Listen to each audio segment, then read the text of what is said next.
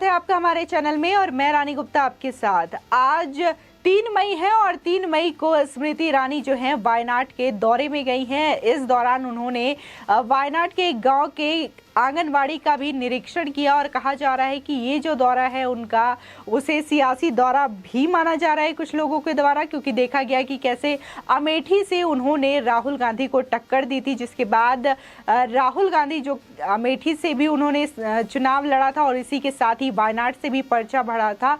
अब लोग ऐसा कहते हुए नजर आ रहे हैं कि क्या स्मृति ईरानी जो है वो वायनाड पहुंच गई है राहुल गांधी को सियासी टक्कर देने के लिए, क्योंकि एक वीडियो सुबह से ही वायरल हो रहा है राहुल गांधी का, जिसमें कि वो नेपाल के एक पब में पार्टी करते हुए दिखाई दे रहे हैं। तो लोगों का ये कहना शुरू हो गया है कि एक तरफ जहां राहुल गांधी पार्टी कर रहे हैं तो वहीं दूसरी ओर अब स्मृति ईरानी पहुंच गई हैं वायनाड, वहां से राहुल गांधी का पत्ता साफ करने के लिए। आपको बता दें कि कैसे 2019 में स्मृति ईरानी ने उन्हें अमेठी से कड़ी शिकस्त दी थी और जो माना जा रहा था कि अमेठी जो है वो कांग्रेसियों का गढ़ है, गांधी परिवार वहां से हमेशा से जीतता आया था। लेकिन इस बात को 2019 के इलेक्शन में स्मृति ईरानी ने गलत साबित कर दिया और भारी बहुमत के साथ वहां से स्मृति ईरानी चुनी गई जनप्रतिनिधि के रूप में।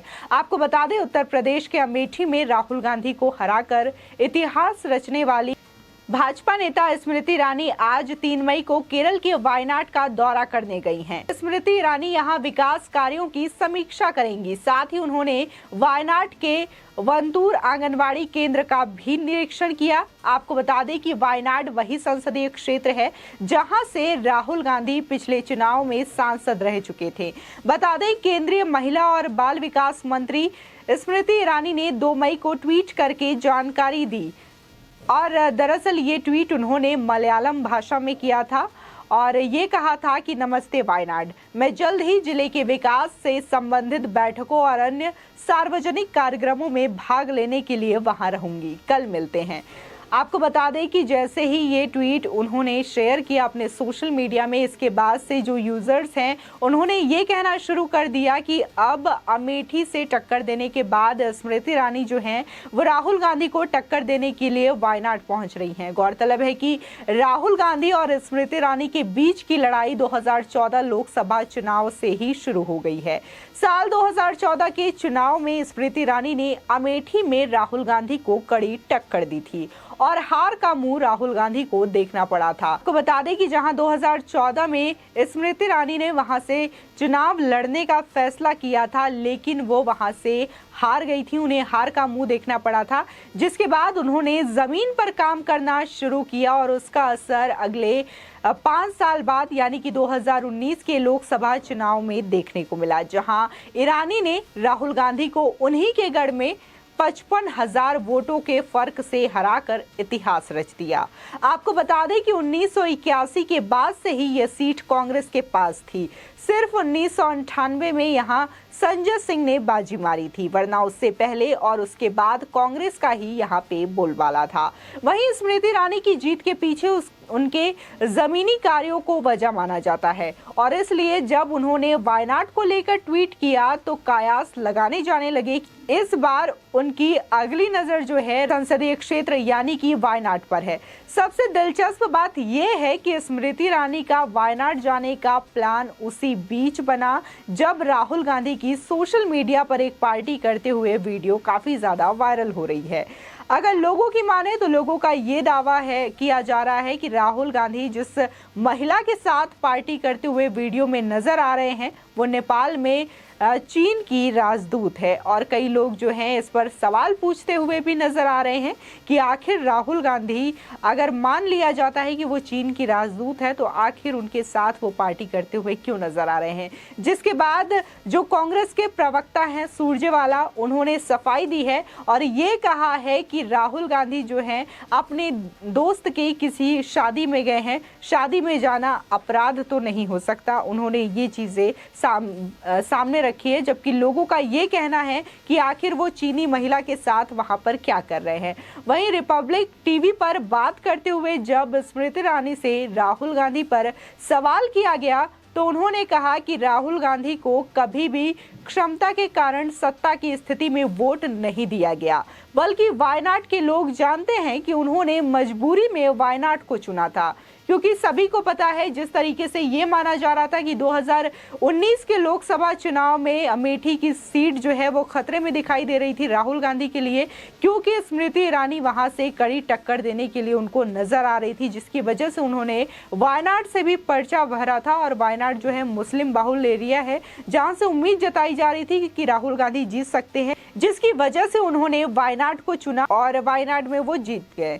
आपको बता दें कि साथ ही स्मृति ईरानी ने बिना प्रशांत किशोर का नाम लेते हुए कांग्रेस पार्टी पर निशाना साधा और कहा कि कांग्रेस को अपने भविष्य के बारे में क्या करना है ये बताने के लिए एक बाहरी रणनीतिकार की जरूरत पड़ी थी। साथ ही स्मृति ईरानी ने कहा कि राहुल गांधी इस बात का उदाहरण है कि एक राजनीतिक वंशवाद कितनी बड़ी आपदा हो सकती है।